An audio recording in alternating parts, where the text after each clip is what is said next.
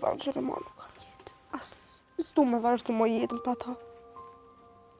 Dhe i lutet Zotit që një ditë të shpërblehet për gjithë çka që jep. Vazhdo për para se jetën e ki mu këto.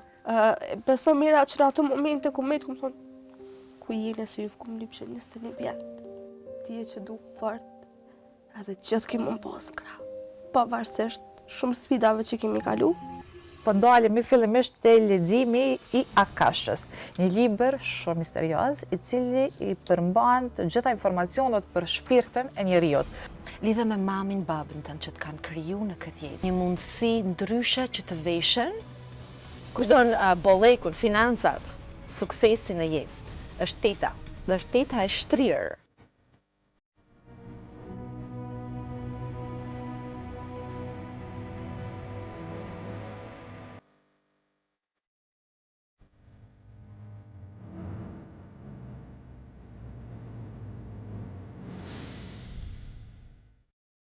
Miq të emisionit Zgjohu, kënaqësi të takohem edhe këtë javë. Fillimisht u uroj festën e 8 marsit të gjitha grave, nënave, motrave e kolegeve tona.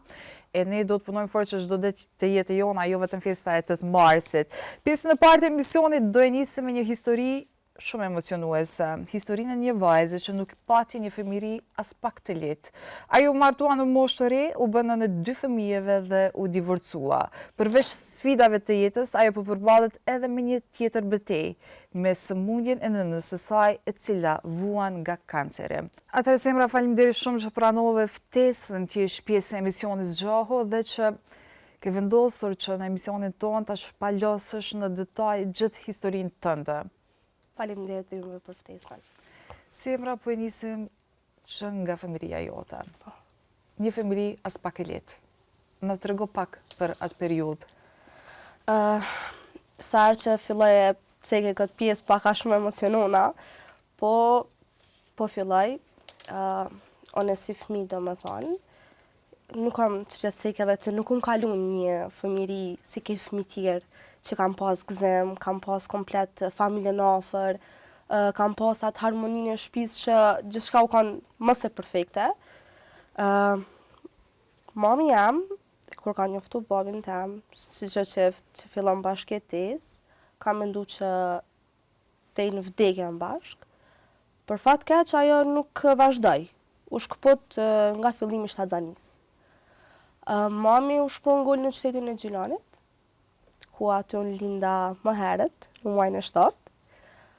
Isha në rrezik me jetën, por pështova. U rrita paka shumë një vit e gjys, mami më dërgoj të tezja ime në Sanxhak, sepse priardhjen e kanë nga Sanxhaku. Aty isha shumë e lumtur me të them se kisha antar tjerë. Sa të që mamin paka shumë nuk e kisha afër se ishte në stop lëvizje, jashtë vendit për punë. Kur u kthyi mami në Kosovë, morë në qytetin e Ferizajit, ku aty filloi biznesin e saj, në gastronomi. Aty ka qenë ndryshimi i jetës në 360 shkallë. Fillova shkollën, aty më them që mbeta pa fjalë. Filloj bullizmi, me pretekste jetime, se ki babën, te ki nanën ashtu kështu, do me thonë çdo lloj fjalë ma të keqe që ekziston, e kam dëgju me veshtme. Po njëkohësisht edhe i kom përpi. Du me cik që unë e kam vetëm mamin. Po ndalemi pak tek çaj pjesa kur prindërit janë da. Si e ke përjetu qatë periudhë? Edhe si të kanë tregu ty? Tash ajo pjesë, unë ta cega që akoma nuk kam lind. Fillimet e para të mia të jetës kur kam fillu me kuptu, gjithmonë më kanë gënjur me faktin që babi është larg këtu punu, vje. Një ditë për ditëve i pasha shoqën e mia me baballar, vishin shkolli mershin, edhe për marrë çantën, për shkojnë në shtëpi puna, dhe për thë mamit, sa ti më tregu drejt ku e kam babin. Kur nuk e harroj fytyrën e mamit tem, kur më ka thonë, okej, nashta je vogël, po e kam për detyrë me të shpjegu. Unë edhe babët jemi ndoshë shumë kohë më herët. Për shkaqe që edhe sot nuk i di, as nuk du mi ditë, më ka ardhë si një shtyme në truptemin që jë nalë këmë këshirë këmë thonë qysh, a nuk e kam në babin. Edhe këmë fillu me pyet po ma detaje, ka thonë që momentin kur të rritësh, po besoj që i kimi kuptu. Normal që mungesa e një gjenisë ma shkollore një jetën ta më kanë për babajnë, se herë që u rëdzësha, ose se herë që kisha një problem, ose diqka, të isha ti shkon babi afër meje. Ose mami, kur nuk mu i ke diqka mu më kry, të isha, po ti shkon babi, po besoj që ai më kishtë dal hak. Po, për fat keq, nuk ka ndodhë ky sen, mungesa u kanë gjithë një.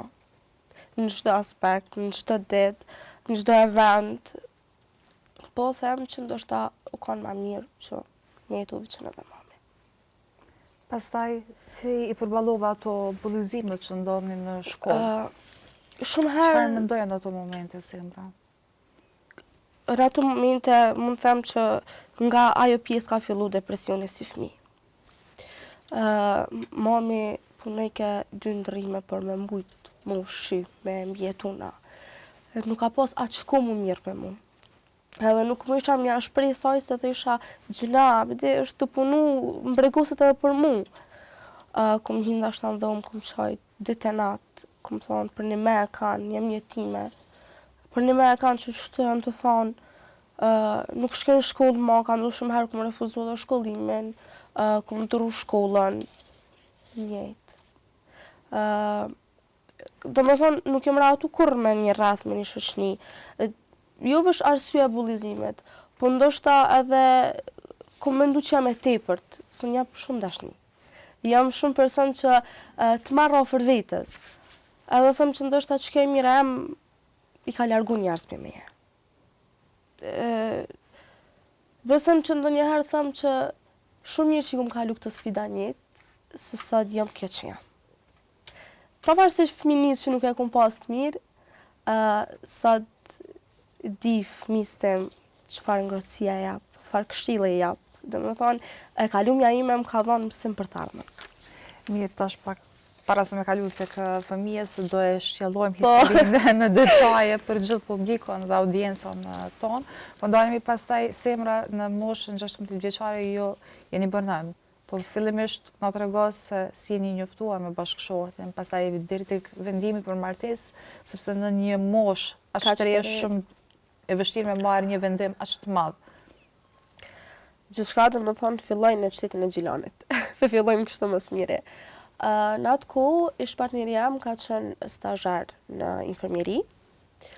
Unë kam një familje në Gjilan që i ka ndihmu mamit shumë, që unë e konsideroj familje dytë. Dajen e kemi pak me një lloj smundje. Si çdo i ri që e gjenë vetën rrite sociale, shifën, edhe jo nja filloj ashta.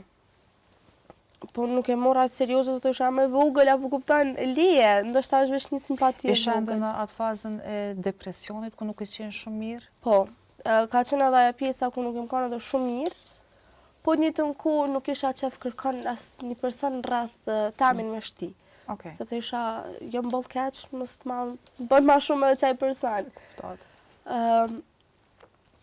Fillum, unë njoftum, e lam si ti e shok, ndihmoj ke me antarë të familjes,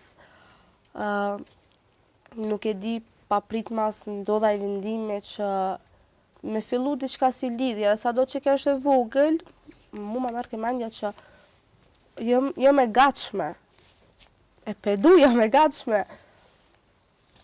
Okej, në rregull, vendasëm ashtu, fillum bashkëtesën.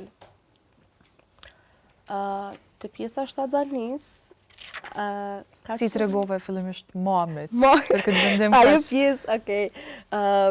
Mami është pak, është me thonë që open-minded. Okej. I pranon gjanat si pas mendimit tanë. Ka shumë e vështirë mi thonë që po do me fillu një bashkëtesë me dikon, po më ka thonë që okej, vendimi është tyti, po është shumë herët, edhe mos po gabon. Po prap na si fëmijë që s'na lejnë kryt, e vendasëm. U kon shumë vështirë, se e kom lënë mamin veç vetë. Pa kërkan. Normal që nuk u kon edhe atë shlet për mu. Nuk e di, ajo pjesa kur kom dalë, se do bën hajgare kur e shpjegoj këtë pjesë, momentet që kom dalë për shtëpis, më ka duk që unë mamin më nuk isha. Nuk e di pse më ka ardha e ndjesi. Po okej, prap më ka përkrahur mendimin tim që e ku marr, sado që ndoshta nuk u kanë dakord, por ka thonë që nëse ç'ke të mund ty të lumtur, okej, vazhdoje. Pastaj kalojmë tash te tema e shtatzanisë. Shtatzania e parë ka qenë pak me planifikim, pak ma jo, se edhe në atë ku ishte edhe pjesa ku filloi korona, virusi, do me thonë që u mbyllëm, kena të ketë. Po, e pandemisë. Pa prit mas, muj me thonë që pjesën kur e ku marrë vesh shtatzanë është shumë qesharake, se ka marrë vesh 2 ditë para ditëlindjes. Edhe unë them që është dhuratë për mu, është një dhuratë shumë e madhe. Mbetëm shtatzanë edhe ula i thash që kanë me pranu familja të është, që kanë me reagu, që kanë me thonë. Edhe mu me thonë që kom pasë më shtatë se dhe ato në qëto vendim temin. Ka thonë, okej, lesë, one, foli me ta, ju fkallzoj one. Filloj, u gëzun kejt, u marrë për mirë, se fëmija i vogël i parë në familje. Tani, mu me thonë që në fillim shtatzanis tem, unë edhe ish partnerja, jemi kanë shumë mirë.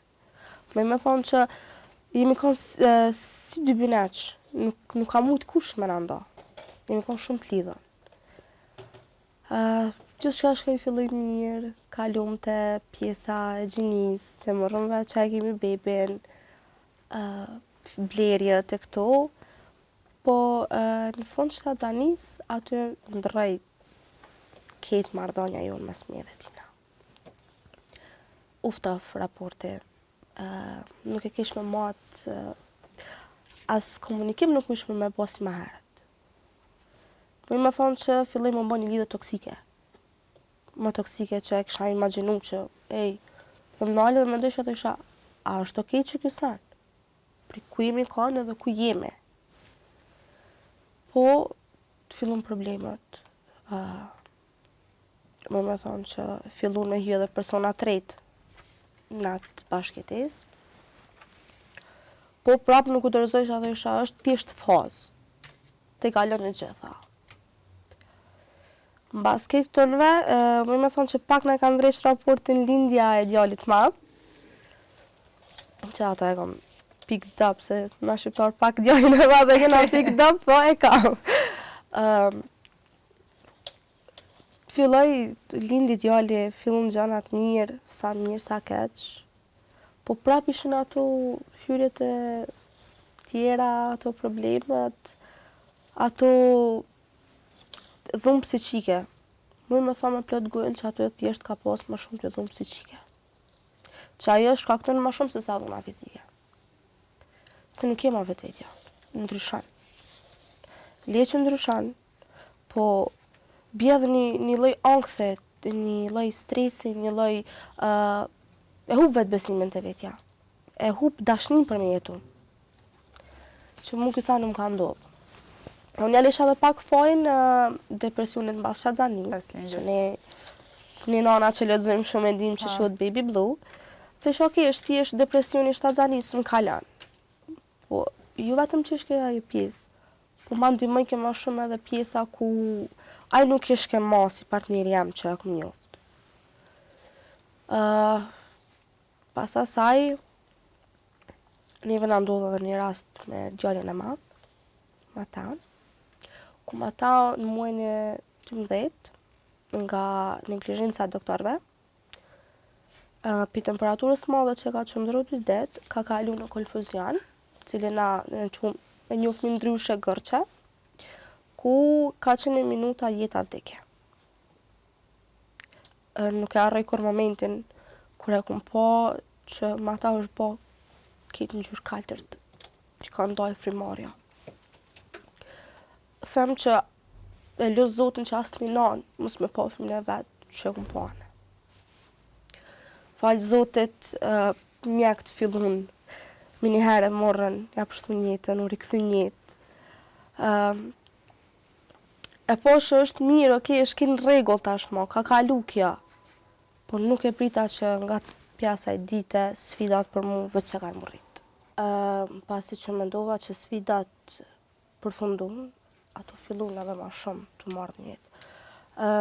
Në atë kohë nuk kam mendu që të bëj më fëmije, stopova, se kishme problemet tona, pastaj fillun problemet ekonomike, financiare,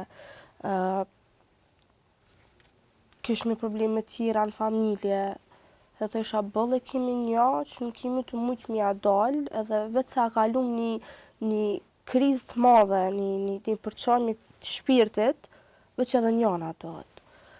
Edhe vendosa që ma nuk bëj fëmi. Po, unë në qatë kohë veç isha shtatzanin e dytë. Okay. E ka marrë vesh në muajin e tretë. Filloj si çdo femën që lodhet, është e uritur, nuk ka energji. Thash, okay, a di qa, po shkoj për bëj një kontroll mas mirë, se si jam të një diçka mirë. Po shkoj për më doktoresha urime. Thash, urna? Tha, urime, tha, je shtatzan. E më nalja, e më bo. S'ka shansë historike. A je sigurt, nëse nuk mu besoj ke. Tha, po, tha, je shtatzan, tha, muajin e tretë. Okej, të në rrugën, sa ku më shku në shpe, më duket e gjithë qyteti u këthy të më këshyrë mu, se më beta që shto, dhe vëq fillë ishin la të më rrjedhë, që ka me bo. Si kam ja dalë, që mi u tregu në shpe. Më rrita, u pa disi u tregova, aty më me thonë që është total tere për jetën dhe. Morën vesh gjinin, filloj shtatzania, prap problemet e njëjta me jetë, mbështetje pa kërkujt heq. Muj me thonë mbështetje pa familjen tam, se në mamit nuk i kom tregu për problemet e mija. Nuk më desh me shqetësu, se më thonë, a di qa është vetë, me 300 milion galet soja, me stresin e vetë, ankthin e vetë, mos ta shqetësoj e dhone, se ja dal vetë. Që ja kom dal, si e vogël që më rrit pa kërkan, pa mbështetje, mësu vetë, kom këshillu vetën, ja dal edhe kësa here. Muajin e 7, shtatzanis tem, kom tentu me po vetvrasje, që pjedhunës psiqike që e bona në bazë debatit, tash pja fund jetës. Nuk kam më qa këshyrin brapa. Qa ke mendu në që ato momente? Pa e ke mendu djallin e madhë që e ke pas? Unë thamë që çdo njëri që ka tentu me mba vetvrasje, nuk mendon. Nuk mendon që e let diçka mbrapa. Ai thjesht mendon qaty për qaty.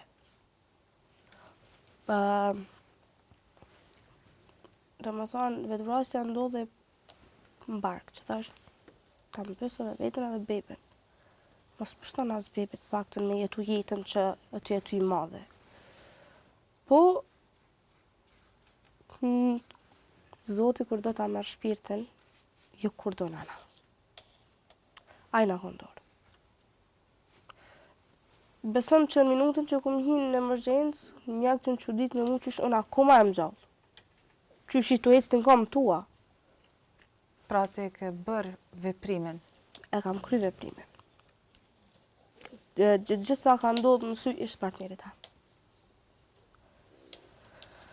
Kur ta mendoja ditë, më do këtë që kthena prapë që atë veprimi mëse që është kry, me njëherë janë ndërmarë familja, më dërgu, kërkush nuk e di ka arsyen pse ka ardhë që atë.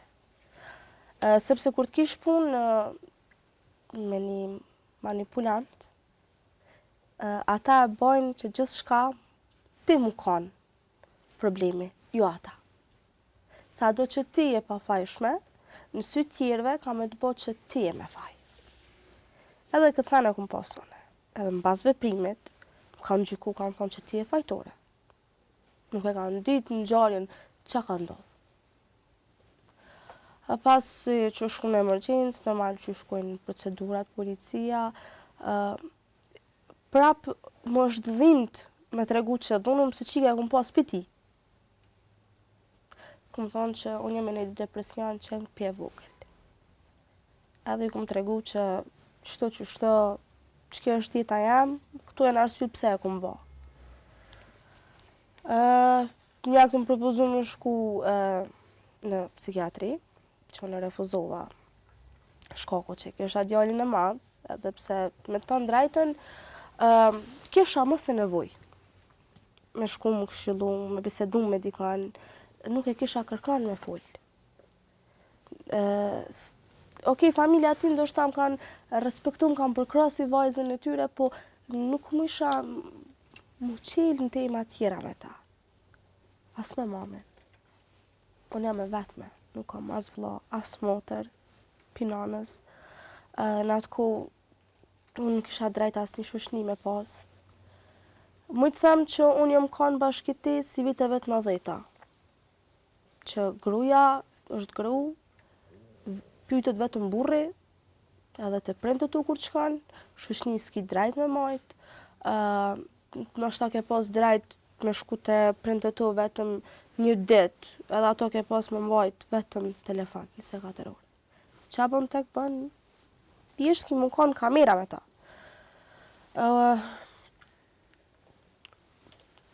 Fillun ato sanët, u qetësova, morra pak vetën, lindi dhe djali i dytë matine, që atë e kemi zogarën e shtëpis. Fillimet e para, vetë një sen që më ka shku në men është zemër dosh munda. Okej, ndoshta përshkatron një familje, po fëmijët edhe te nuk duhet me nejt me një shtëpi toksike.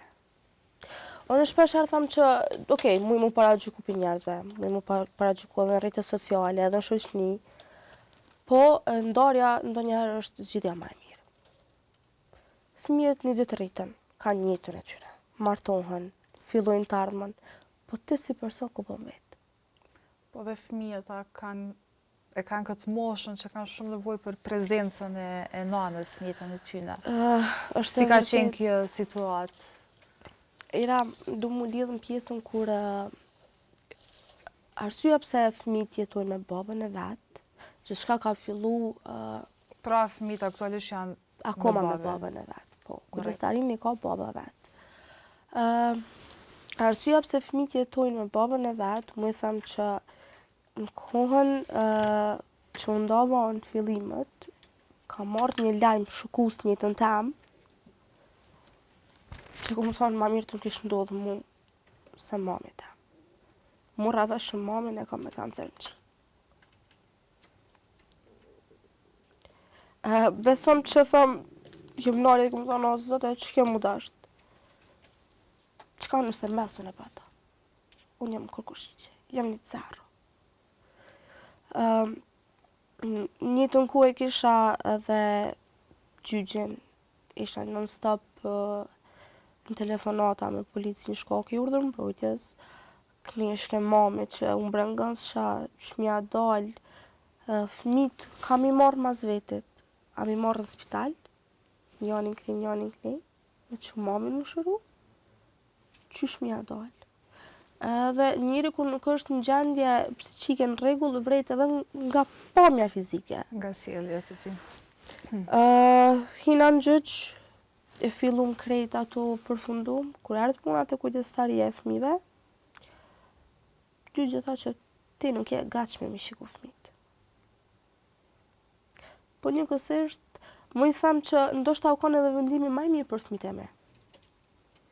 Arsyeja pse se ata një familje madhe.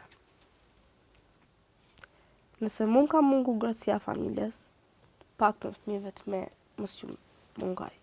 E di që ngrohtësia jame, ngrohtësinë e anëtarëve tjerë nuk mujnë as pak me pas ngjajshmëri, po të paktën e di që akoma i kam.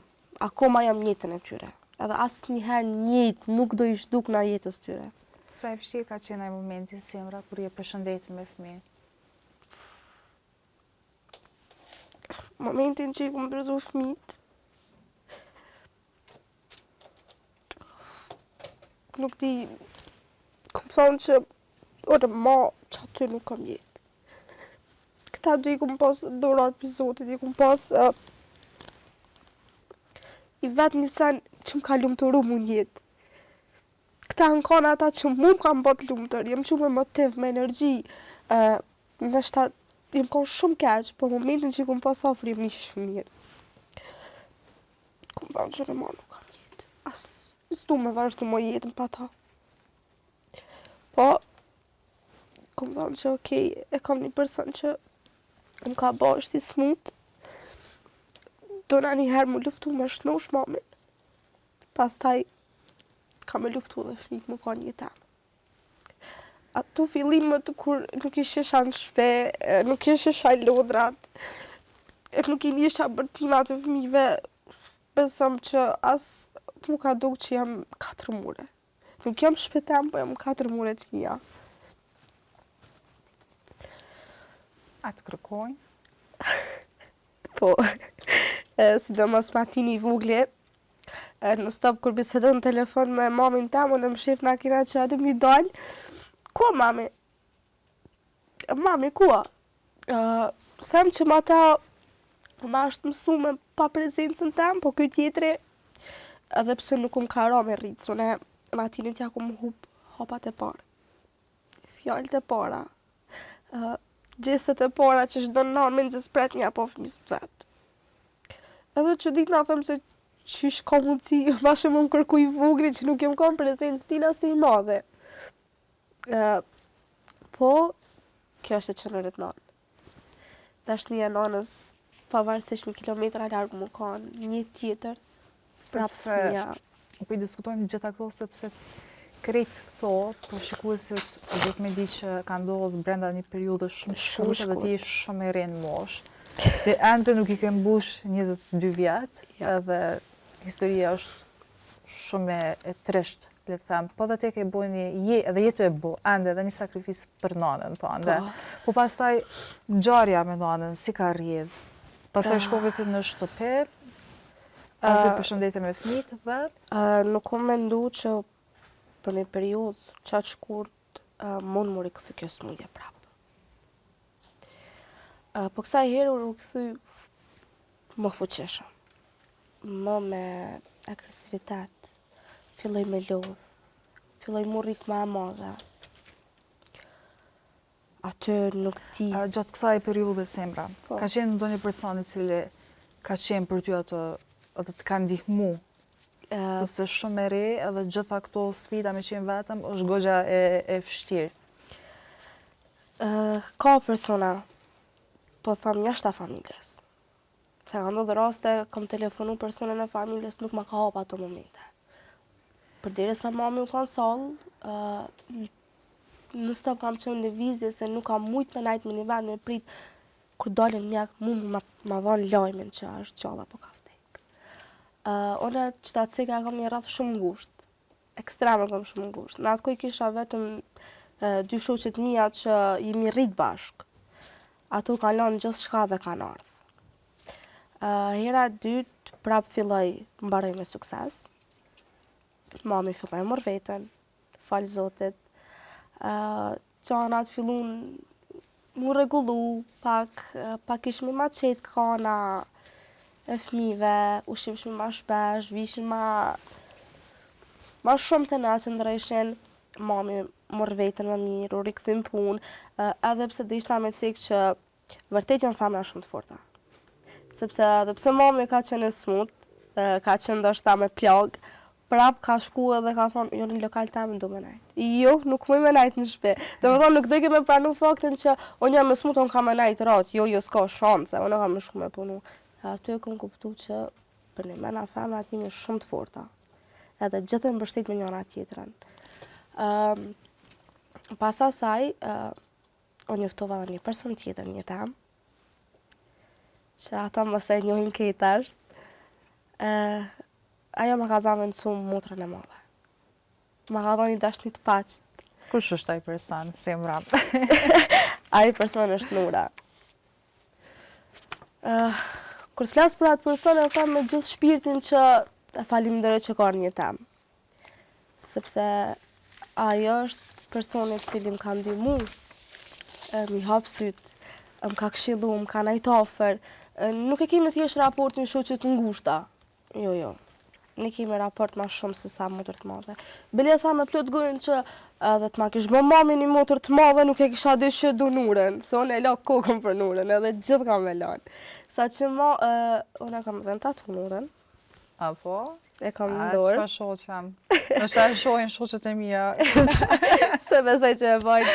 Se mu më duket pak që e kam dikur edhe në shpirt. Tham, nuk kem të bëm mjaftueshëm për këtë vajzë, sa që më ka nejtë shumë. Nura i ka ndihmu dhe mamit tem kur ka qenë fjala për terapi. Fëmijët e me, ma e thirrin tete, e llogarisën teze, e dojnë shumë. Nura shkon i merr, i bjetone, dalëm. Ne kemi pasur një bashkëtesë kohore me Nurën, që unë jam një mëse lumtur në atë kohë, për shkaku i mamit që s'mesha me lanë Deri edhe tash e vetmja pjesë që po e shoh se të kanë shkëlqyer syt, duke folë është për Nurën. Po, kur ta kish një person të shpirtit që i ndan të mirat e të këqijat me ta, normal që është Është ashtu. kënaqësi kur shoh shoqëri të tilla, po për ndryshe edhe Nura ta ka bënë një surprizë ty. Ua. Ta ka dërguar një letër. A do në me lexu ti fillimisht, a do në lexojnë për ty? Ma mi lexojmë atë se më i marrë më të qenu. Shoqe e zemrës, motra ime, drita e jetës time. Nuk kam njohur ende një grua si ti, kaq të fortë, kaq të palëkundër, një nënë që nuk dorëzohet kurrë, një grua e suksesshme dhe e ndjeshme në të njëjtën kohë. Një nënë që gjithmonë ngrihet në këmbët e veta dhe i lutet Zotit që një ditë të shpërblehet për gjithçka që jep dhe qëndron. Falenderoj Zotin që më takoi me një person si ty. Ti di që gjithmonë do t'jesh në shpirtin tim, sepse ti je gjaku im, binjakja ime. Sa herë njerëzit mendojnë se jemi motra, unë buzëqesh sepse në zemrën time je ti. Të premtoj në një ekran ku do të na shoh e gjithë bota, se dorën kur nuk do ta lëshoj. Mos u dorëzo kur, lufto gjithmonë dhe krenohu me veten. Duda ime, disponimi im, mos u dorëzo, fshi lotët dhe beso në veten tënde. Beso tek ata që të duan për atë që je, sepse ti je një shpirt i rrallë dhe i bukur. Të do fort, Nura jote. Sot e kemi mbush studion me lot, me emocione. Sa që. Qarë si apse. Se gjithmonë jam...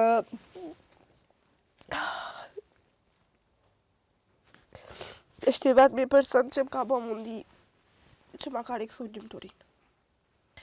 Është i vetmi person që më ka ullit dhe më ka thonë, hej, vazhdo për para se jetën e ki mu këto.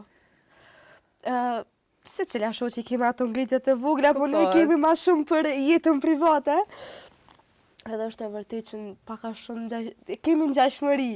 Edhe sa herë që dalim që na bën ai një motra vështani. E vërtet, kështu në shikim të parë dukemi goxhasi motra. Bile në emisionin Nura ku ka punu, na i kanë bën një pyetje, çka ki qef me trashëgu pi motrës. Shoj Nur, çfarë pyetje kjo se s'jam të kuptu. Ajo, ai të menu që jena motra, pësa s'jeni motra, po ku më motra një më vogla? E ta një bëj hajgarë dhe me familjen e Nurës, me motrat e vetja, tham, mos të se keni edhe një motër të vogla. Se e keni, pas e keni shfaq. Unë jam shumë faleminderuese që e kam jetë. Edhe, inshallah kam e pas dej ditën që plakme, mi kalu atë pleqerit tona, të folë si atë gratë. Presojmë. Simra, po ndalemi prap tek pjesa e historisë me nënën, si është nëna sot? Duke qenë në atë kohë që ju edhe s'keni punu asnjëna, se nëna ka qenë smut, ti e detyru me lanë fëmijët, me shku, me kujdes për të, si ja keni dalë? Sot, falë Zotit, mami është mirë. Prap ka ato lloj ngacmimet e smundjes, po, më im them që është shumë më mirë sa që ka qenë. Në atë ku mami kur ka qenë e smut, mami e la biznesin e saj në besueshmëri të një antari saj. Në atë ku them që kam tentu me punu. Jo mundu me gjetë ku për se cilën. Edhe pse them që po, njëri gjenë ku nëse do. Mënët gjitha mi arrit. Nuk kemi pas aq të ardhurat më dhaja, normal që unë kisha punën kohore, ka qenë orari shkurt, u dashke non-stop mu i kujdes për mamin, po falë Zotit ajo përfundoi, kalun gjana tjera. Në kohën që mami shki me terapi, Semra filloi gastronomi, Okej. fillova të punoj me gastronomi, si hostele një kafiqe të njëjtën kohë dhe shankiste. Pas asaj fillova të hostele në një diskotekë që e kemi ne, në Ferizaj. Po ashtu, unë e kom cekë që ëndra em ka qenë me pas asamblin tem, të vallëtarëve. Po nuk e kisha besu që për një kohë që ka shumë të shkurt, pas emisionit parë, ëndra ha më bë realitet. Tash do me thonë është me lu traditional weddings, që kemi vallëtar, defator, po shkon që shka mirë. Për momentin pak nuk e kemi sezonin sekret, po fillimet e para që nuk dorëzome. So, ne kom cikë që ansamblin e bëjt pi moshës 7 vjeçare. E kom pas një lloj hapi të vogël që kisha qefu mirë me ta, edhe nuk kam hek dorë. Prap nuk do heki dorë pi seneve. Ka risi njëtën tem, ka Hajde. treja. Ma vërë më nxerë ke që tashtë. Ka. Nga ana e dashurisë, a kemi Semra, se tash ta zbukurojmë pak emisionin, me qenë se vetëm lot prej që kemi fillu, ta zbukurojmë pak historinë. A kanë ardhur ato ditë mira ende për ty? Që kjo gutë shumë e mira, të di që E shësëri. Jo. Po, ka edhe s'ka. Po, me thonë që ma shumë të që ka. Është dikosh, Okej. njëtën tem. Po, për majna edhe pak privat, mos këshu me nxerë këtë fjallë, se nuk bën. Po, ka. Është personi cili ma ka rikëthy atë mendimin që ja vlen me provu edhe një herë. Pse jo? Ja vlen, sone kam hub komplet besimin, atë mendimin që kam me vazhdu jetë me dikon. Pse mos me pa vetën ditën ma të mirë se këtë vajza që ndrojna? Pse me hek dorë? Nuk jam as e para, as e fundit, që ka kalu shumë sfida, një vajzë që i ka dushtu bashkëtesa apo martesa, si do që e marrin, pse jo? E për mu vazhdan. Pse mos me pas lumëtëri? Semra, dhe një pyetje nuk mundë me ikë pa të Okej. pyet, kur jemi tek pjesa e babait. A keni tentu ma me ra në kontakt me njëri tjetrin? A të ka kërku babai ty, apo te atë? Apo mas keni pas asnjëherë asnjë komunikim? Ma ke bo një pyetje shumë të mirë, që kjo është edhe një lajm i ri. Për fat keq, me babin kom pas kontakt, po nuk kemi pas kontakt të mirë. Pasi që nuk ka qenë e dashnia baballar me vajzën e saj. Po unë kam njoftu hallat e mia, pas 21 vjetë që nuk e kam ditë as që ekzistoj. Ato i kam njoftu përmes e kam pa emisionin që i kam kërku familjarët e babit. Okej. Edhe ka hin në rrjetet sociale, më ka kërku me emër mbi emër, edhe më ka shënu, do me thonë, kena fillu kontaktin. Edhe tha, me të pyet diçka, thash, po. Tha, që kjo babet? Thash, po. Tha, unë e them halla jote. Okej. Beso mira që në ato momente ku me të këmë thonë, ku jene se ju fëkum lip që 21 vjetë. Edhe unë alëm ka thonë, nuk e kena di që te ekzistan. Gjithçka u kanë, unë isha kanë ai fëmija im sheft. Ai fëmija që kërkush nuk e din që është dikon. Pas kësaj, pata fatin me njoftu një person tjetër gjaku tem, vllahun nga babi që e kam. Kur e kom taku ato për herë të parë, kom thonë, wow, e kishim me atë komunikimin që na rrit pi të vogël bashk. Kur e kom pa për herë të parë, ai është keq si Mateo, keq si djali i madh. E kom përqaf qatë shumë, sa që kom thonë, inshallah që të përqafim ka me pas qëtë. E më gëzu jashtë mase. Kom thonë që shqyqyre gjeta gjakun tem për temin që ka me pas të njëjtën i përkraje tash. Nuk e di, kanë ardhur shumë gëzime të reja në jetën tem. Që kom thonë që ma nuk ka me pas një gëzim. Nuk ka me pas diçka që ka më marrë këthi buzëqeshjen, po jo. Antarët e familjes janë shtu. Gëzimi për fillon të përhap hala ma shumë. Mami për fillon të ba mirë. Në pjesën e punës ka shumë sene të reja që... Si për shembull? Po mojna pak private, ndoshta. Ndoshta me bëmi kolege, nuk i dihet. Ndoshta më nështë... Kolege, kena letë kuptojmë shumë që diçka me televizionin. Ka diçka të me televizionin, po ato e mojna pak private. Jeta është e tillë, mbas shumë sprova, mbas shumë ulljev, ka ngritje, ka sene të mira. Thjesht dush më luftu. Edhe mos me u dorëzu, mos me u ndalë. Kur Me edhe... si gjithmonë me atë dhimbjen që ndoshta shoqëron gjatë gjithë kohës, po... Unë them që ndonjëherë edhe manifestimi ma ka ndihmu pak në këtë ardhmën tem. Se zakonisht njerëzit e keq kuptojnë fjalën manifestim, po është diçka që është reale. Janë afirmime që... Në ato. Po, për fat mirë, unë jam një asi vajza që nuk dorëzuna. Jam ajo vajza që sa do që jam keq për vetin, nuk ta shpreh energji negative. Të marrë me energji pozitive. Dhe mendoj që qaj është që njerëzit ka nevoj ma shumë të ndicodit. Ka nevoj për dikon sinqert, dikon besnik, që ka energji të mirë, që të motivon për jetën, që këshillar, edhe që të bën puni e fort për çato që je. Është shumë e vërtetë edhe një mesazh shumë i bukur. Semra me qenë se jemi në ditën e 8 marsit, ditën e gruas, nënës, duke e ditur se ti je vetë nën, edhe një urim edhe për nanën tane edhe për gjitha gratë.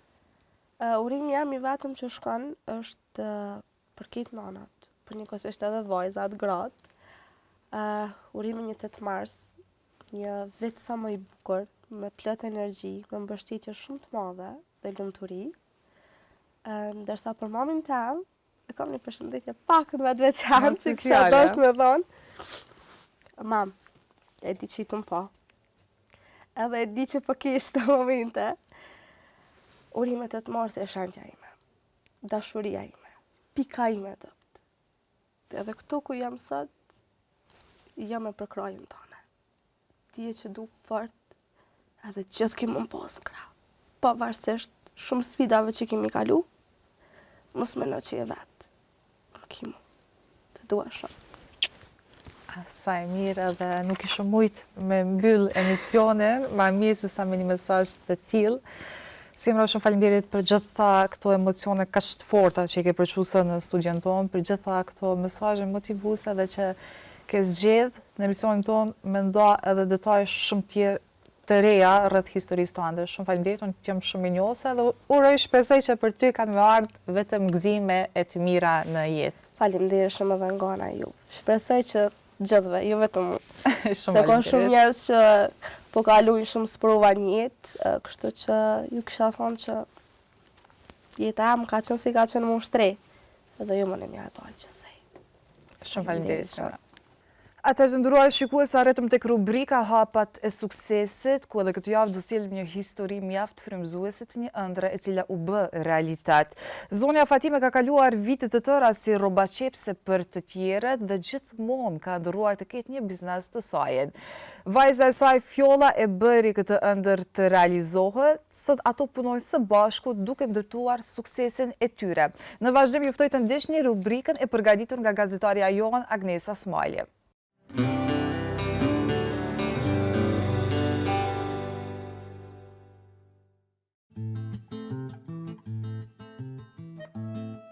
Fatimia nisi të qepte që në moshë të re. Për vite me radh, ajo punoi për të tjerët, por që gjithmonë kishte një ëndër, të krijonte diçka të sajën. Unë jam Fatima Avdiu, jam 21 vjeçare. Profesionin rrobaçepësisë kam punu si e re, kam fillu. Edhe për atëherët nuk e kam ndërprer asnjëherë. Jo me punë shumë të mëdha, po edhe punë të shtëpisë edhe me fëmijë edhe me këtë profesion ju marrën. Mandej kur u rritën fëmija, fillova në për dizajnere me punu. E pash që po moj me punu, dëshira ishke e madhe, atër më mbështeti Fjolla, tha unë du me të një mu nëse ti dëshirë me punu. Edhe fillum, që një vetë kemi fillu me punu këtu, po mendoj jashtë a shpisë. Këtë studia kemi hapë, veç puna në ka shku shumë mirë është të shkuan. Ishte vajza e saj Fjolla e cila e nxiti që ëndra të mos mbetej vetëm një dëshirë. Megjithse profesionin e saj e ka në një fushë tjetër, ajo e ndjente që pasioni për modën ishte i trashëguar nga nëna e saj. Unë jem Fjolla, 27 vjeçare, me profesionin software engineer, po TUEF-in e kemi hap tash një vit e gjysmë, edhe pasioni për fashion ka lim prej kur jam kon e vogël, kjo është e trashëguar prej mamit. Në shpet tonë kon kemi pas veshje, tonë kon kemi pas prova, edhe gjithmonë u diskutu kjo pjesa e pamjes së jashtme. Edhe mandej, sidomos kohën e pubertetit, e kom pas një periudhë që unë kom eksperimentu tepër shumë, kom provu vetën, po jo nështë në kontekstin që kom dashur me transformu nështë në profesion, po thjesht e kom shprej vetën nëpërmjet veshjes. Mandej viteve kjo o bart gjatë jetës, pavarësisht profesionit, po mandej me mosh më riva me një pikë njëtë që mamin e kesha tepër me vullnet. Në atë kohë kur u vendos mu hapë TUEF-i, mami vëtse ka qenë e angazhume, për mu normal ka qenë barë me kërku prej saj me ndër prej punë ku ka qenë, po e kom pa që ka vullnet edhe s'ka hezitu kur edhe nëse u zgjat procesi punës me punu, atëherë kom vendosur të dona me përkra. Edhe për mu mandej komplet ka pas sens krejt që ajo periuda për më konë ma e vogël edhe krejt dëshira që i kom pas për veshjen, mandej vis jom bo mërgj me pikën kur u fillu TUEF-i.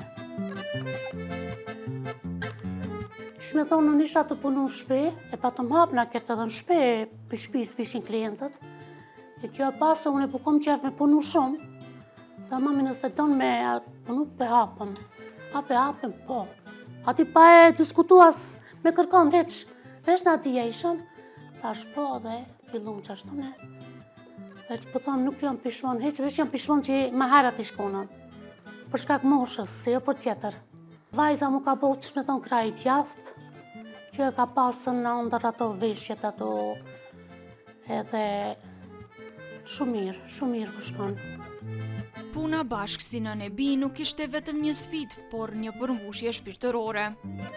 Për Fjollën kjo ishte shumë më tepër se një biznes. Është shumë përmbushse mbi gjitha. Edhe unë e besoj që është njëna pi shtyllave që nuk më lën mu edhe me ndalë. Ka pas periuda që për një me TUEF-i ka tash ja kemi marrë edhe në dorën, kur ka pas një haj pikë kështu që na nuk kena, nështë s'kena mbri as me përballu vrullin, shpesh thësha kena me mbyll se është tepër shumë, është tepër ngarkesë edhe për mami, se pavarësisht që realizu dëshira, tash është esenca me dalë produktet, edhe është pak shumë ngarkesë, po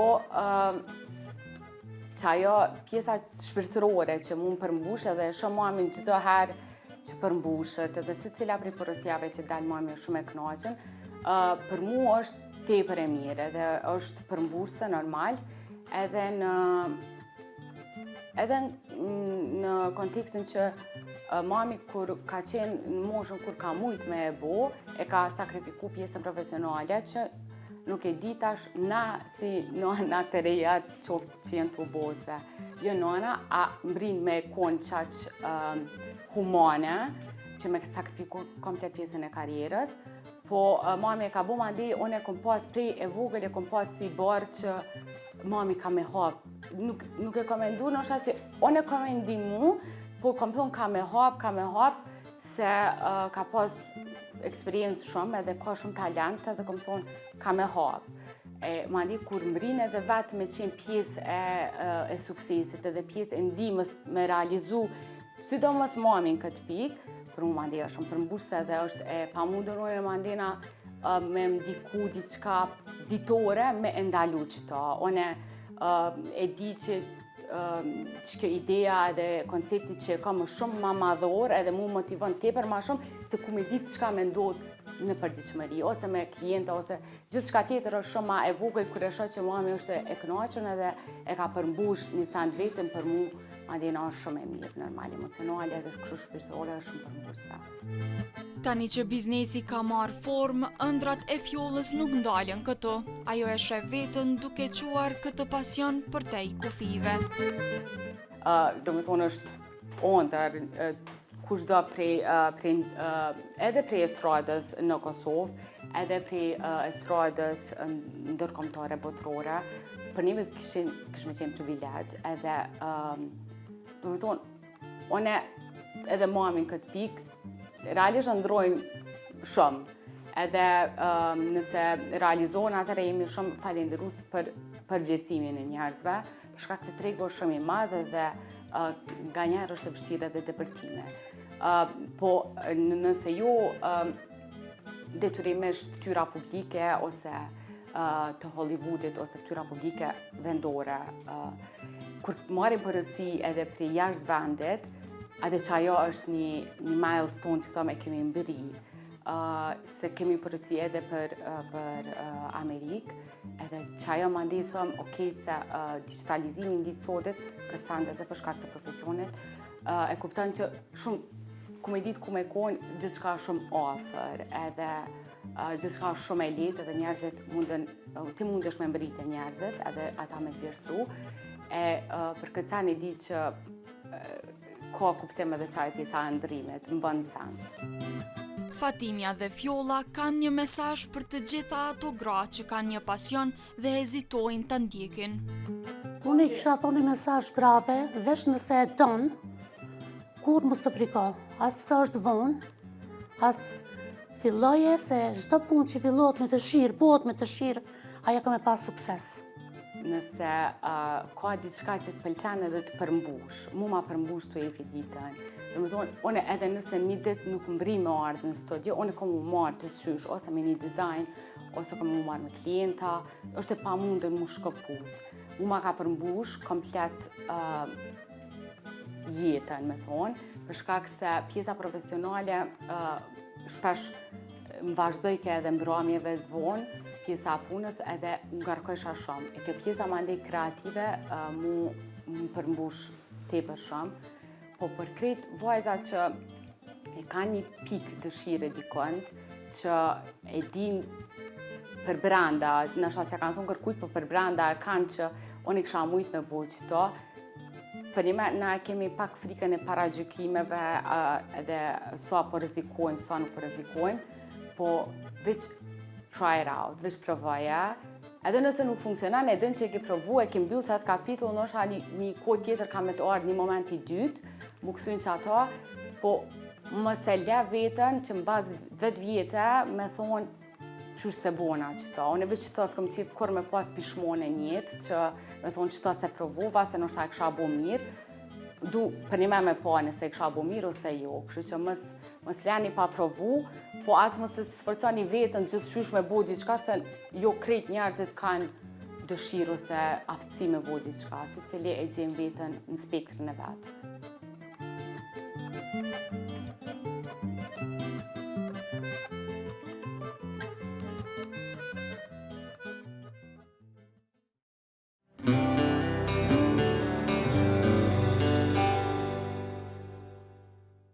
Miqtë emisionit Zgjaje, jemi rikthyer në pjesën e tretë dhe të fundit, ku do të flasim për disa tema shumë interesante. Disa njerëz besojnë fuqishëm në to, disa të tjerë kanë frikë dhe disa nuk besojnë fare. Pra sot do të flasim për shpirtin dhe mënyrën e jetesës së njerëzit në përgjithësi. E për të diskutuar për gjitha këto kam kënaqësinë të kem në studio instruktoren e meditimit Amadea Stefa. Amadea, faleminderit shumë që pranove ftesën, ti je pjesë e emisionit Zgjaje. Faleminderit edhe për ftesën, kënaqësia jame. Amadia, fillimisht ju falenderoj shumë që na nderuat me prezencën tuaj në studio, pasi ju keni ardhur nga Austria dhe po shpresoj shumë që kjo intervistë do ju shërbej të gjithë njerëzve që sa do pak të zgjohen dhe të reflektojnë në jetën e tyre. Kjo është gjë shumë e bukur që ju bani së parit, sepse rizgjimi është gjë më e veçantë. Sepse një bolli thëmë kena mbet në atë ignorancën që na kanë lënë vendet e tjera. Dhe më thënë, na kanë lënë pushtuesit, na kanë lënë në Kosovë, nga ana ex-Jugosllavisë. Dhe është ajo dëshira ime që kam pas, që ku kam ardhur për herë të parë në Kosovë, kam thënë, dua që të ndihmoj shqiptarët dhe Kosovën kudo që t'jenë, sepse ato kanë të nevojshme të zgjohen. Të kenë një kulturë, një bagazh, një bazament më të fortë, sepse tesh nuk na pengon asgjë, thamën. Domethënë, populli mund të zhvillohet shumë më ndryshe edhe nga ana e edukimit, nga ana psikologjisë, nga ana psiqikës, nga ana emocioneve, që ta ndryshojmë, të kalojmë, të heqim ato traumata që kena kalu, nga luftrat, nga çdo gjë, sepse edhe unë kam përjetu. Unë kam ndihmuar luftën e Kosovës, në Suarek dhe në Shkodër. Kam qenë përkthyesja në kryesoret e generalëve dhe komplet këforit austriak. Dhe pastaj kuptova që jam kthy edhe një herë në Austri, sepse kam pas studimet e mia dhe jam bërë familje, kam kriju familjen time.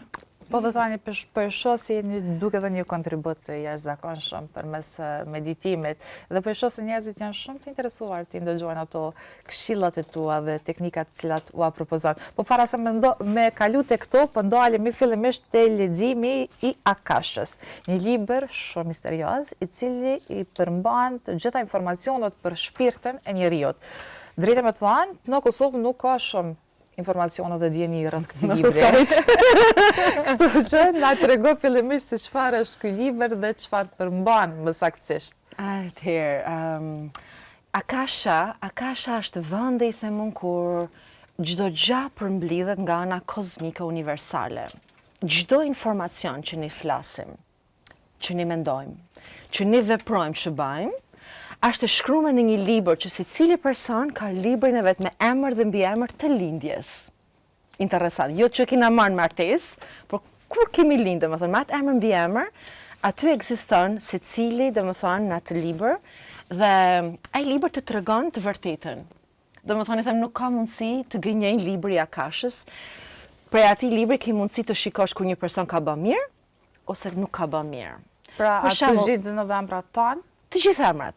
Kur të shikosh librin e një Nën Terezës, për shembull, sepse unë e du shumë Nën Terezën, dhe jam e lidhur nga ana shpirtërore, ajo për shembull ka një libër që është shumë i veçantë, dhe dallohet ai libër është i shkruar në ar. Domethënë dhe libri ndryshon nga secili person. Për personat që kanë ndihmuar, kanë kontribu tek njerëzimi, kudo që të kenë kontribu, deri edhe në Afrikë, në Indi, kudo, në Shqipëri, Kosovë. Atëherë ato persona ka një libër shumë të veçantë që shndrit, si puna e kësaj këtu i them, që shndrit xixa.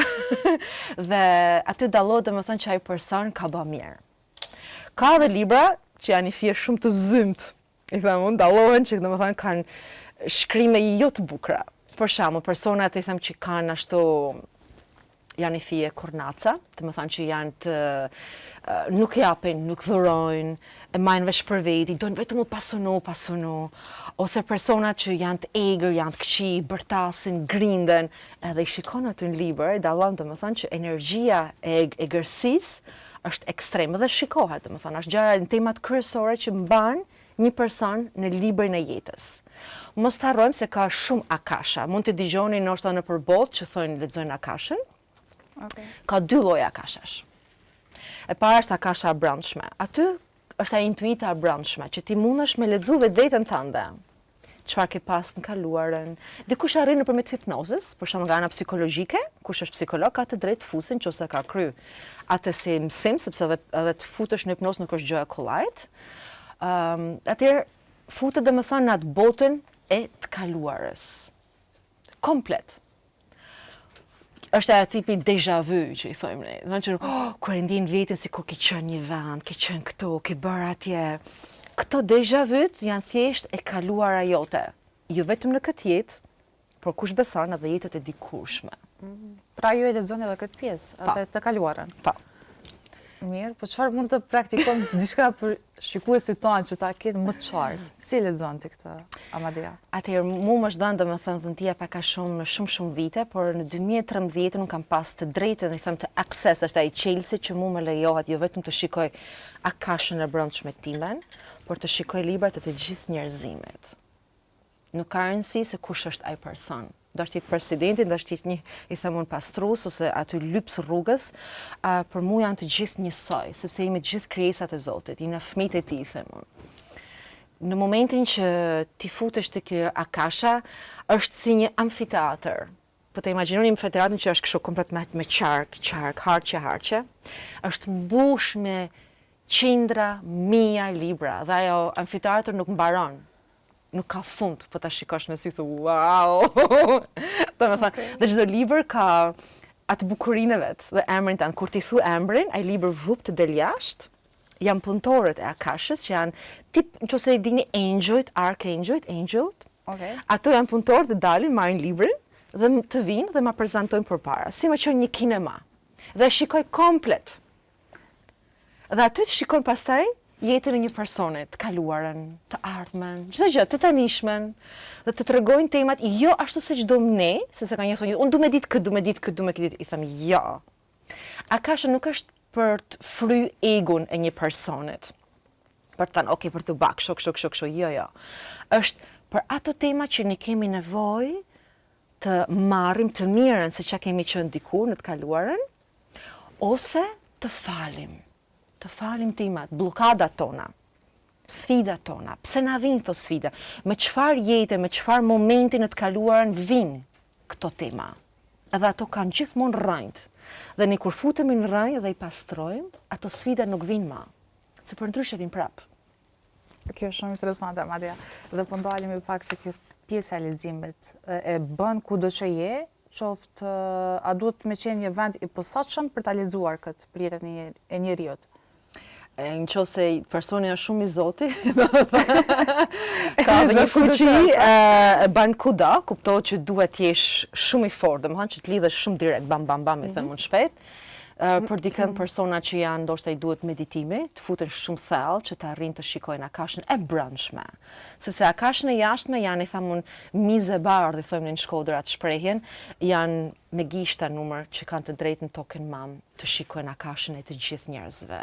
Ato janë në Indi, për shembull, në Kinë, Japoni, dhe disa në Amerikë dhe në Europë, edhe ato disa persona që kanë të drejtën. Unë mund t'jem ndoshta jo vetëm që jam vetëm shqiptare, por jam edhe në Austri, domethënë mos më thanë vetëm të austriak që kanë të drejtën.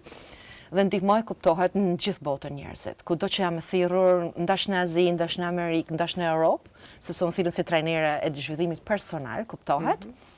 Dhe mental dhe shpirtëror, dhe aty domethënë shikoj domethënë ndryshimin, sepse unë kam marrë pjesë, jam qenë e ftuar me njerëz shumë të mëdhenj token mam, dhe më kanë thënë, të lutem ma bën leximin sepse është shumë vështirë të gjesh një person që arrin këtë gjë domethënë ta bëjnë, që dhe ka dhe atë pastërti, do ta them, sepse ato persona që kanë të drejtë kanë një pastërti të zemrës, shpirtërore shumë të madhe.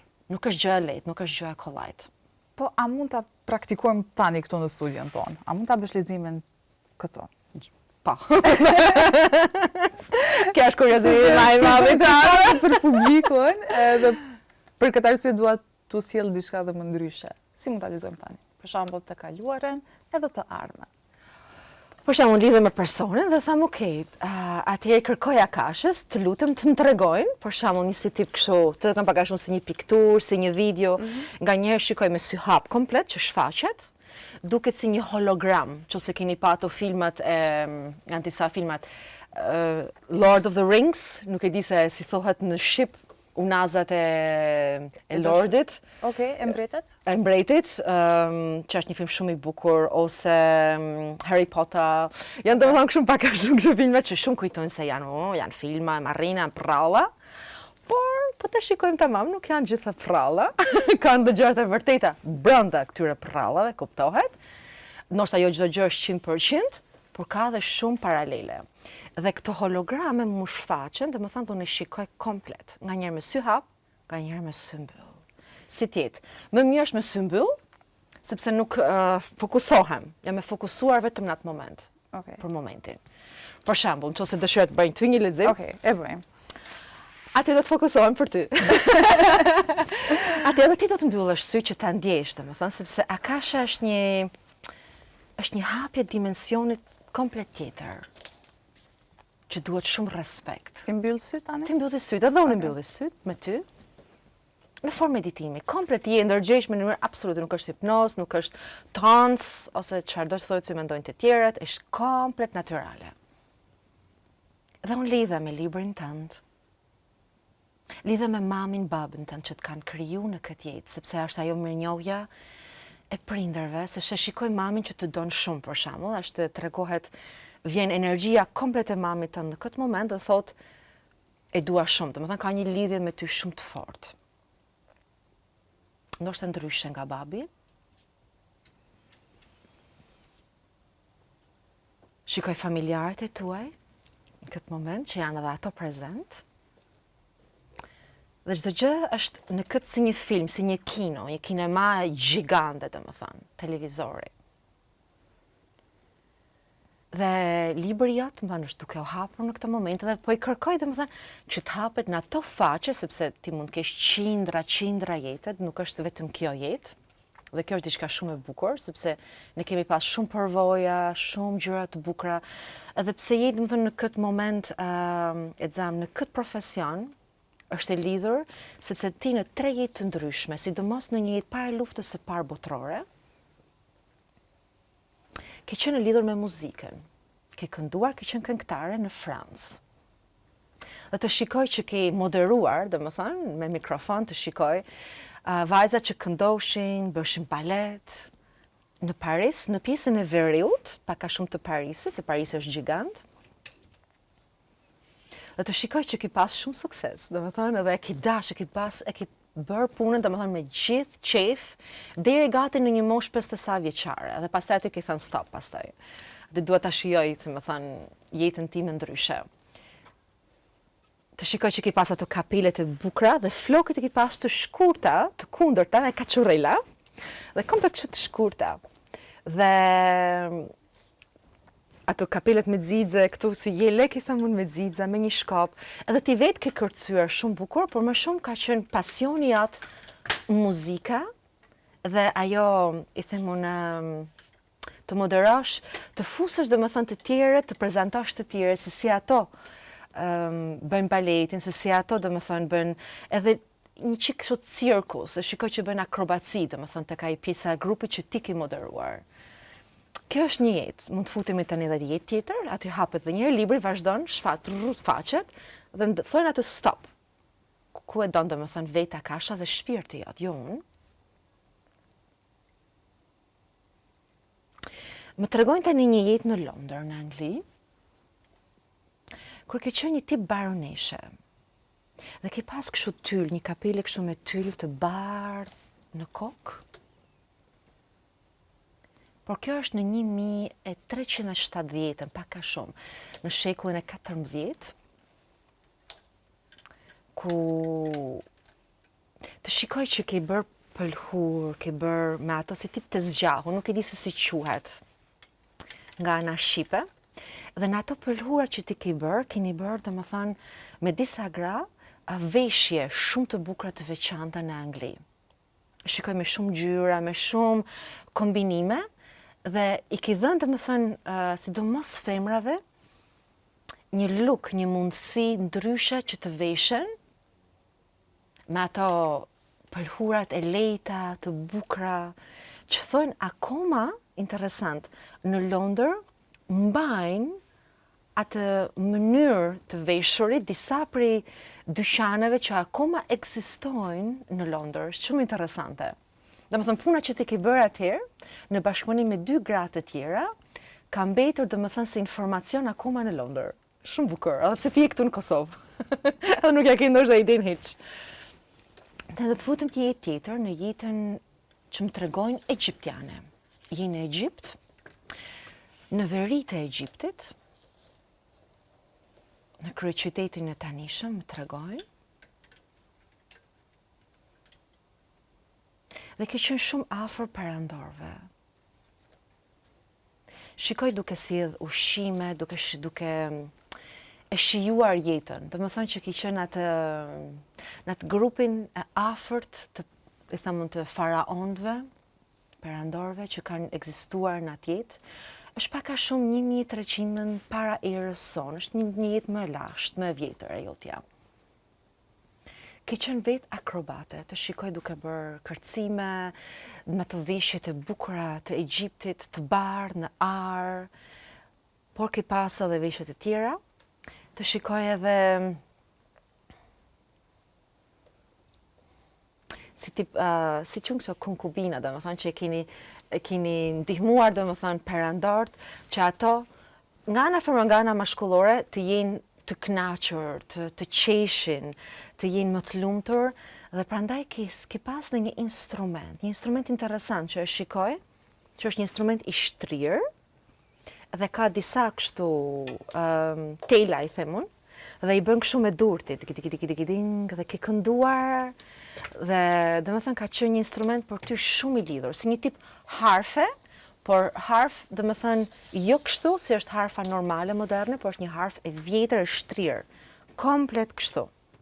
Kjo është diçka shumë e bukur që ty të lidh akoma dhe njëherë me botën e muzikës, me botën e artit dhe të bukurisë. Dhe më thënë, sepse dhe aty ke botën e bukurisë. Shikoj që ke pas dhe kundërshtare, shikoj dy, dhe më thënë, nga ana femrore, që nuk kanë qenë pro teje, dhe më thënë, disi janë këto persona që flasin kundër nga njëra tjetrës, mrapa shpine, sepse dhe ne kena persona që nuk janë gjithmonë miqtë tonë, por mund t'jenë edhe të kundërtën tonë.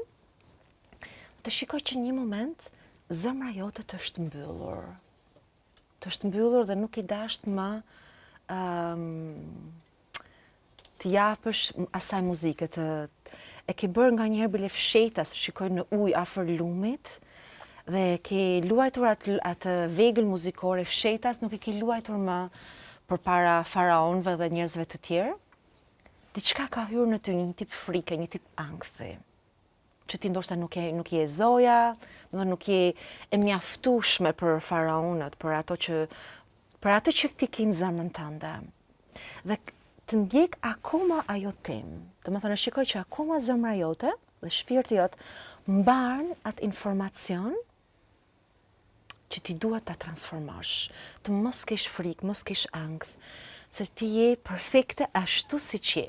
Në çdo gjë që ty të vinë, të flasësh, të thuash, si thëmë mos ta ndin, mos ta kesh hiç problem.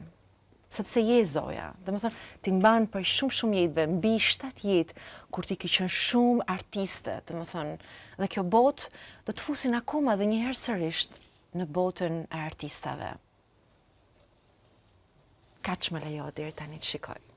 Faleminderit. Wow. Ishte shumë interesante. Unë do të kthejmë edhe një herë sërish. Shumë interesante, do të thënë. Nuk e presja këtë. Nuk e di se si i në rezonancë, sepse nuk e di a ke muzikën qef apo baletin në këto gjërat, po ishin shumë pjesë e jotja shumë e bukur, që duhet ta zhvillosh, mos ta lësh mbrapa. Mirë, atëherë po rikthehem me Amadea pak se si ta shlirojmë energjinë negative.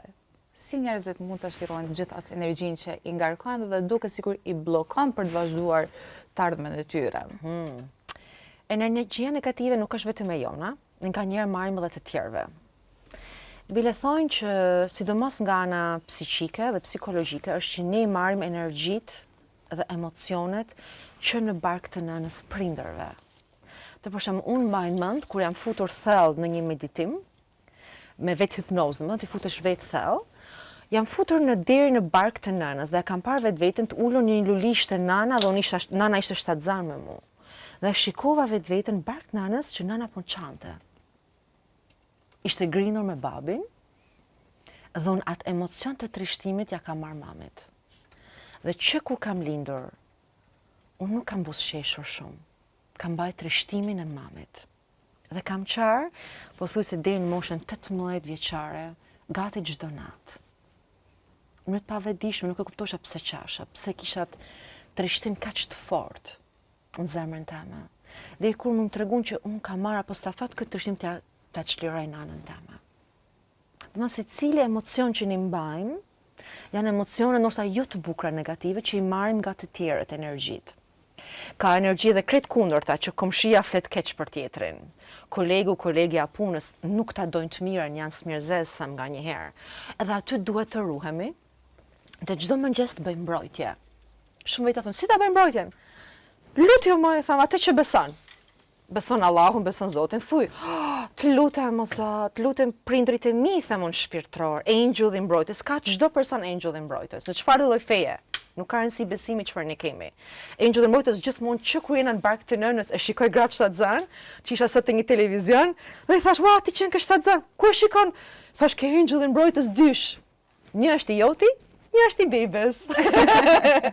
Tha po, i thash do të kesh edhe vajzë, sepse engjulli i mbrojtjes ka energji femërore. Edhe të kesh të thash vajzë. Po, tha vajzë me 6 muaj. Dhe akoma të na kishte kohë. Dhe domethënë që ajo ka shumë rëndësi që ti lutemi engjujve, që ti lutemi Zotit, mos të kemi frikë. Njerëzit kanë frikë të luten. E bëjnë vetëm kështu me tespije ose me, i them ne, me ruzare. I them po harrojnë ti thonë Zotit direkt. O Zoti i baba jem. Është baba jon, është krijuesi jon. Pse mos i them Zotit direkt? O bab, të lutem o Zot, më ndihmo sot, më ndihmo që ti më mbrojtur nga viruset, nga njerëz të këqij, nga mendimet negative të tjerëve, nga energjitë që nuk janë të mira. Sepse njerëzit nganjëherë nuk ka se e bëjnë me qëllim, po nga që kanë mungesën vetvete, shikojnë tek tjetri diçka tjetër. Por shumë që thonë ti, "Ua, sa e bukur kjo, mashallah, o Zot, a din gjë e bukur, është tamam një femër e bukur, se po të shikoj si motrën teme." Thamë, "O Zot, ku më gjet me pas një motër kaq të bukur si ti, dikush tjetër mund të thonë, "A çyçja, pse është bukuru? Çfarë po i duhet? Rrim ma thjesht." Secili shikon atë këndvështrimet e vet. Mirë po i them ne nëse jena pozitiv, shikojmë gjithmonë të mirën. Nëse ne kemi në negativitet, shikojmë vetëm të metat. Të që them tjetër, ti do ta zgjedhësh, shikon negativen apo shikon pozitiven. Kështu që do të mundohena një person që rizgjohet, që ka me të vërtet pasionin, të jetë versioni më i mirë i vetvetes, më i pastër, më i bukur, sepse jeta është më e lumtur, duhet të zgjedhim pozitiven. Dhe se çfarë thonë të tjerët nga ana negativitetit, i tham i bën një barrikadë, i bën një vezë, vizualizon vetveten sikur e një vezë aret, dhe engjulli jot të mbron me flatrat e tia. Edhe ti thu, o Zoti mbron me atë energjinë. Kosmosi, universi, më mbroni, toka mam ka energji gjigande. Nuk krahasot me energjinë njerëzore të njereut. Pjesa e dytë që tjerët nuk e din, para se të shkosh në shtëpi, kur ke mbaruar punën për shembull, ti sot ose të tjerët, kushdo, që është të jena gjithë në punë, para se shkosh të shtëpia të futesh, prandaj thonë ti heqësh këpucët, numër 1, mos ta marrësh energjinë e rrugës. Dhe numër 2, i thojmë ne të vendosësh dorën në një mur ose të vendosësh dorën në qiell dhe të thush çdo gjë, një dorë poshtë barkut, një dorë në qiell, dhe thush çdo gjë që un kam marrë sot që nuk është e imja. Mendimet e tjerëve, e lëshoj se nuk është e imja. Ndoshta i ka marrë gjërat pa vetdije. Për shembull, dikush ka qenë një hall tek ti, ti kanë, "O, sa gjyna." Edhe vupt ka dhim ty zemra vet. Se i ke marrë diçka ndoshta e ti personi. Ose mund të jetë në rezonancë, ndoshta me mungesën që ti mban vetë brenda vetes, që duhet të lëshosh. Ti lëshoj atë mungesë, lëshoj atë bllokadë, lëshoj ato tema që sot nuk më duhen më, që me të vërtetë unë tim e pastër, i pastër në jetën time. Edhe lëshon për 2 minuta, para se të futesh në shtëpi. Mos ta marrim energjinë ta lëm shtëpi, se shumë grindje që ndodhin nëpërmjet partnerëve, familjarëve, prindërve, fëmijëve, nuk ka se janë vetvetja. Ato grinen sepse kanë marrë energji të tjerëve. Edhe ajo i zhvillon mungesën, i zhvillon blokada tek trupi i njerëzve, dhe atëherë shpërthejnë. Ku shpërthejnë? Tek mëlçia, tek organi i zemrës, që janë elementet e natyrës, që ne them 5 elementet e natyrës, dhe ato fryhen, mëlçia mban, dhe kur vjen momenti dhe shpërthen, bom, ndoshta edhe krejt kot. I them, shumica njerëzve shpërthejnë krejt kot, që s'kan lidhje hiç ndoshta me atë person, po është prej energjisë. Për energjia që kanë marrë, tek puna, tek komshit, tek shok, të pi kafe, fillojnë tanë t'u anku, i thëmë, pëse shkoni në ankesë, pëse nuk jeni të lumtur ashtu si që jeni? Kjo ishte bukuria që unë kam vënë re në vendet e varfra, në Amerikë të Jugut, në Panama, në Republikën Dominikane, në Indi, në Sri Lanka, kur shikosha fëmijë duke fitur rrugave. Pa ato ishin të lumtur, qeshin, u zgjoshin me buzëqeshje. Edhe nëse kishte një bukë atë u gëzoshin. Lushin me një shishe, i thamun aty, plastike, lushin futboll. Po ishin më të lumtur se sa këto, që janë milionera ndoshta në Amerikë, që kanë jahte, kanë nuk e di sa shtëpi, që ato persona qashin dhe thoshin Amadea, nuk di, do të kisha dhënë paret e gjithë botës, vetë që t'jem E lumtur. 5% ndoshta i fije më shumë e lumtur. Kjo është ajo, domethënë që ne zgjedhim vetë lumturinë. Prandaj duhet edhe energjinë ta mbrojmë në mëngjes dhe në darkë, para se të flem, të them gjithmonë faleminderit, jena mirënjohës. Ky është sekreti që qielli, kosmosi, Zoti na mbron më shumë kur ne jena mirënjohës. Jo vetëm për veten, por për gjithë familjen. Unë them mbro fëmijët, mbro djent, mbro vajzën, mbro nxënësit e mi. Sepse dhe ato duhet të kenë mbrojtje. Mirë, po ndalemi pak se si ta manifestojmë më shumë energjinë pozitive në jetën tonë, si të tërheqin njerëzit më shumë bollok edhe të mira në jetën e tyre. Kjo është shumë e bukur. Ne duhet manifestojmë njerëz të mirë në jetën tonë.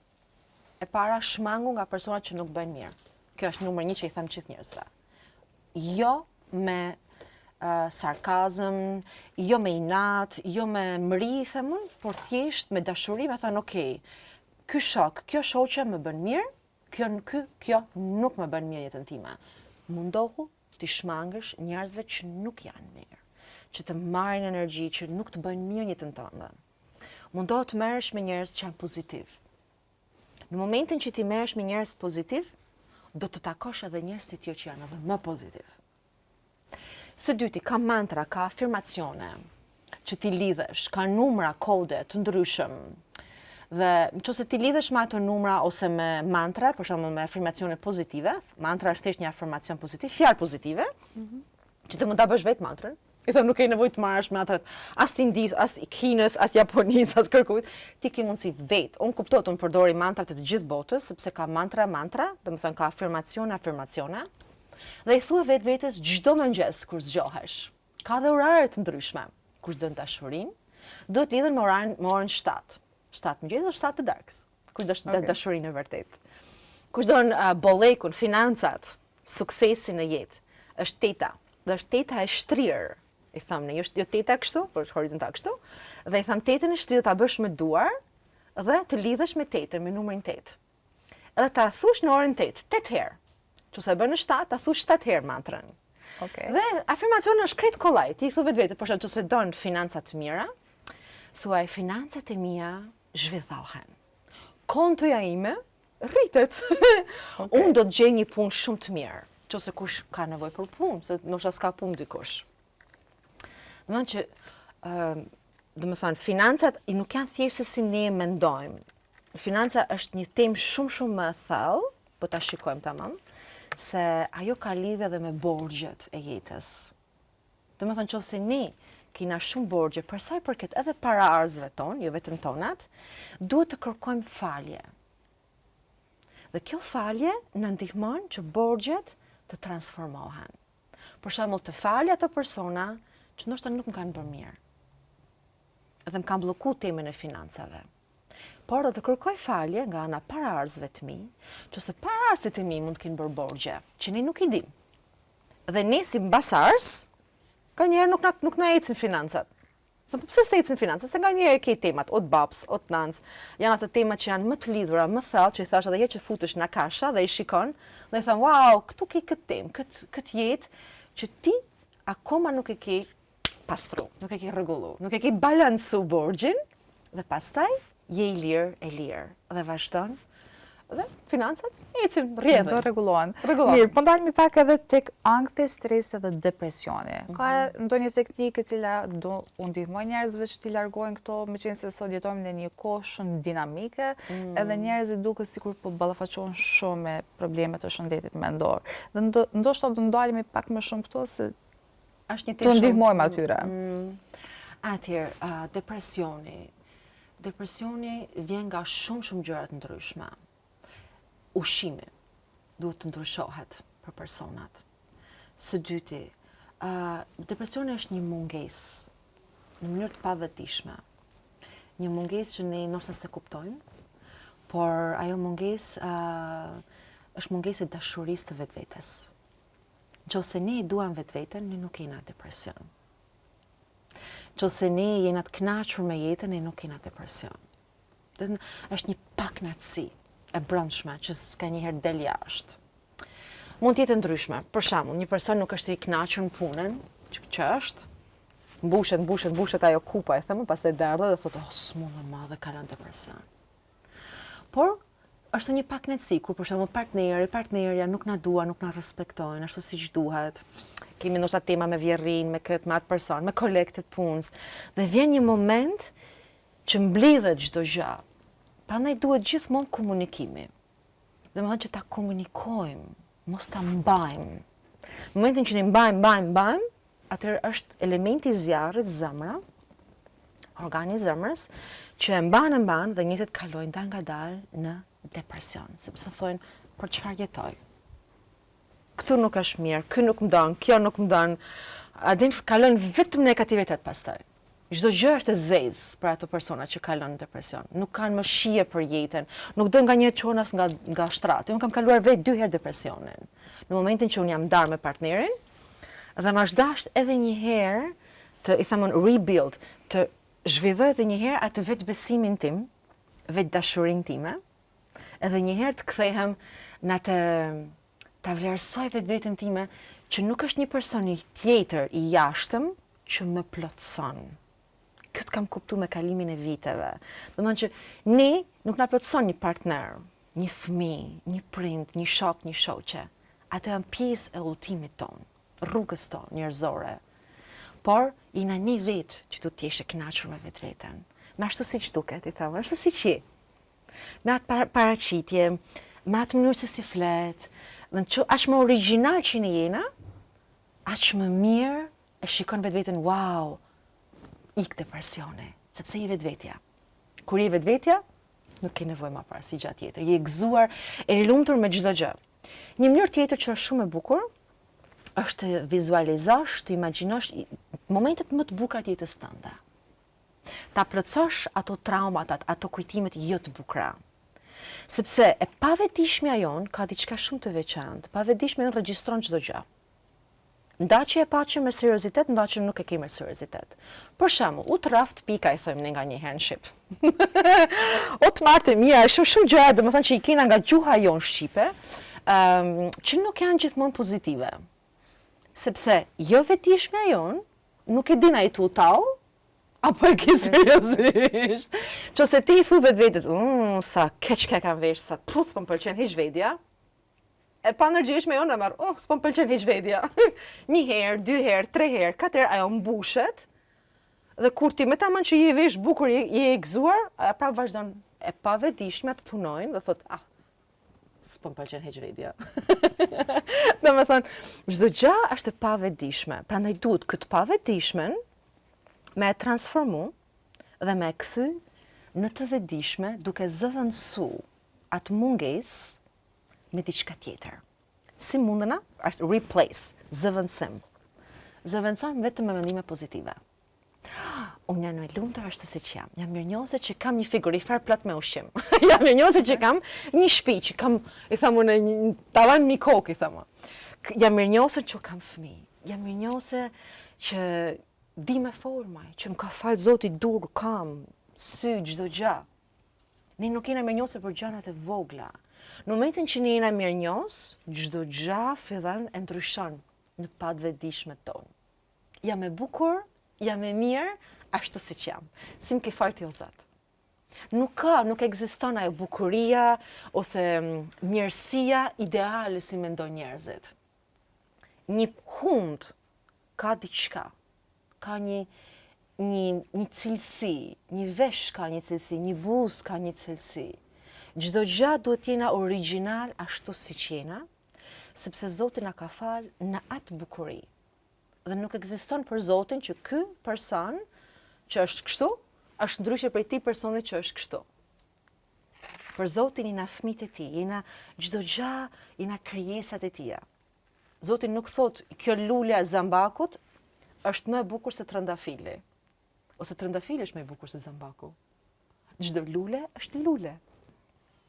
Ka atë aromën e vet, dashurinë e vet, bukurinë e vet, edhe ne për ne. Prandaj ne duhet ta respektojmë, ta duam vetveten ashtu siç jena. Me atë bukuri, me atë mirësi, me atë familje. Edhe nëse kena sfida në jetën tonë. Ti thua Zotit faleminderit, unë kam marrë këtë familje për një qëllim. Edhe pse kam kalu sfida. Unë kam kalu vetë sfidat e mia. Prindet e mi më kanë rrah, që e vogël. Por nuk mund të them që nuk e du babën e nanën tem. Sepse ato kanë kriju ndoshta ato mundësitë e tyre kaq e kanë ditë. Por unë me dashurinë time tham, i fali prindrit e mi. I fali partnerit, i fali ato që ndoshta kanë kriju dhunë ndaj meje, psiqike, fizike. Sepse nuk e kanë ditë, kaq kanë ditë. Kaq është ajo bota e tyre, ndoshta ignoranca e kulturës, e shoqërisë. Nuk duhet t'i vëmë faj një personi, sepse na vetë kena thith atë energji, që tjertë nuk e din. Ne kena thith me mendimet tona, me pasigurinë tonë, pse për shembull motrës time nuk e prekte kërkush as i me flokut, i thojmë ne. Edhe mu krejt e kundërta. Unë kam thith vetë atë energji. Kam qenë frikacake, kam qenë ngurë, komplet e mbyllur. Është dashtje matke më shumë vetbesim. Them jo, stop, nuk e du këtë gjë. Këto gjërat i kam mësuar me kalimin e viteve. Kuptohet ndoshta një moshë të madhe, mbi 20 e sa vjeçare, kur jam ba vetë nan, atëherë kam kuptuar që prindrit e mi më kanë dhënë një edukat shumë të bukur, shumë të fortë, që unë i kuptoj të tjerat. I kuptoj gratë, i kuptoj femrat, i kuptoj fëmijët, dhe prandaj kam kryer pedagogji sociale, se unë kam dashur shumë të ndihmoj tjerët edhe nga ana pedagogji sociale dhe integrative. Sa shumë energji pozitive na ke përçua, Madeja, do të thonë kombit me shumë dashuri të ndëgju. Përfoni mesazh motivues për gjithë shqiptarët. Që të besojnë vetveten dhe mos të mbesim në ato parametrat ose ignorancën njerëzore të shoqërisë, po të dalim jashtë. Shqiptarët kanë një inteligjencë shumë të veçantë. Unë shikoj edhe atje në Austri, Gjermani dhe në Zvicër, kudo që shkoj nëpër botë, takoj shqiptarë. Dhe i them që ju janë shumë të mirë në shkollë nxënësit, fëmijët e tyre, janë duke kriju biznese që janë të ja hedh këtyn e tjerëve. Dhe i them, kena mundësi nga ana inteligjencës të përparojmë shumë. Ne na kanë mbyll fuqitë e tjera, vendet fshinje, na kanë mbyll Europa, domethënë nuk na ka lënë të hapim, të marrim frym. Prandaj them, hapuni, marrni frym. Hapni edhe për gjërat e reja, sepse nuk jena një popull ignorant. Ne duhet të dalim nga ignoranca europiane që na kanë mbyt, dhe të ecim si ka ecë Amerika, si ka ecë Anglia, si ka ecë vendet e tjera. Gjermania, pse jo Zvicra, Austria. Pse të kena ne më pak.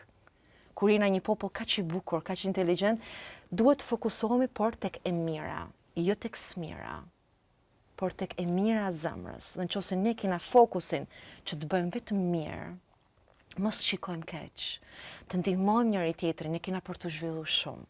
Por kuptohet, është pjesa e meditimit që ja tregon të tjerëve, shiko se dhe ti duhet të lëshosh ato negativitetet, mendimet negative që kemi krijuar që në fëmijëri deri tani, që të kthehemi më pozitiv. Duhet jemi të guximshëm, mos të kemi frikë. Madeja, shumë faleminderit që ishe pjesë e emisionit Zgjohu edhe për gjitha këto përvoja, teknika, këshilla që i ke nda për gjithë audiencën tonë. Faleminderit edhe juve dhe shumë suksese. Shumë faleminderit. Atëherë të nderuar shikues, arritëm në fund të këtij emisioni. Para se të mbyllim, një falënderim i veçantë shkon për gjithë partnerët tanë të cilët e bëjnë të mundur realizimin e këtij emisioni. Spitali Ana Derm, një spital i specializuar në kirurgjinë dhe estetikën plastike që ofron shërbime të nivelit të lartë për kujdesin e shëndetit tuaj. Uji Miros, i cili është gjithmonë pranesh, duke ofruar freskinë dhe cilësinë më të mirë. Një falënderim i veçantë për Poliklinikën Shoshe, e cila ofron shërbime të plota në stomatologji, kirurgji, oftalmologji, dermatologji dhe estetik. Faleminderit për mbështetjen tuaj të vazhdueshme. Të nderuar shikuesi, falenderoj të gjithëve që ishit me ne. Ne shihemi të shtunën e ardhshme me të tjera emocione. Natën e mirë, mirëmbëjtje.